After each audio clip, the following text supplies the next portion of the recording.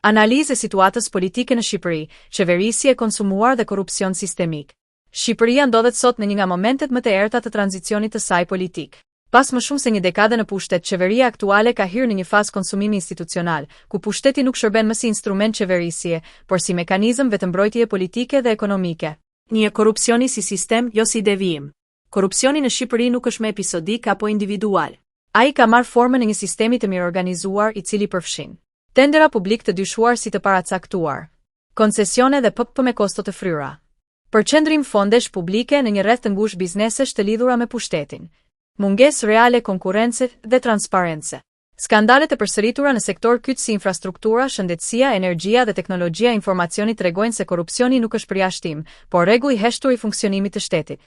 2. Kapja e institucioneve dhe degradimi i shtetit ligjor. Një nga problemet më serioze të qeverisjes aktuale është kapja politike e institucioneve. Parlamenti ka humbur funksionin e tij mbikëqyrës dhe është shndërruar në një noteri politik. Institucionet e pavarura në shumicën e rasteve ose janë të paralizuara ose funksionojnë në presion politik. Edhe pse ngritja e spakut përbën një zhvillim pozitiv, reagimi i pushtetit ndaj hetimeve ka treguar qartë frikë dhe nervozizëm politik, duke dëshmuar se lufta kundër korrupsionit nuk mbështetet realisht nga qeveria, por tolerohet vetëm deri në momentin që prek interesat e saj. 3. Propagandë, jo llogaridhënie.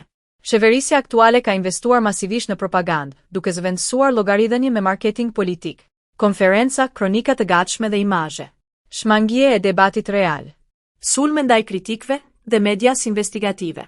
Problemet reale të qytetarëve, rritja e çmimeve, varfëria, emigrimi masiv, shërbimet publike të dobta mbulohen me fasad komunikimi, por nuk zgjidhen. 4. Pasojat shoqërore, apati, ikje dhe humbje besimi. Korrupsioni i përhershëm ka prodhuar pasoja të rënda shoqërore, humbje totale besimit te politika, largim masiv i të rinjve nga vendi, ndjenjë padrejtësie dhe pabarazie ekstreme. Kur qytetari sheh që ligji zbatohet ndryshe për pushtetarët dhe ndryshe për njerëzit e zakonshëm, shteti pushon së qeni autoritet moral. 5. Një krizë që nuk zgjidhet me rotacion formal. Shqipëria nuk ndodhet thjesht përballë një krize qeveritare, por përballë një krize modeli qeverisjeje. Problemi nuk është vetëm kush qeveris, por si qeveriset, pa transparencë, pa kontroll, pa ndëshkim real për abuzimin me pushtetin. Pa një tronditje të fortë politike, institucionale dhe morale, korrupsioni do të vazhdojë të riprodhohet pavarësisht emrave në krye të qeverisë.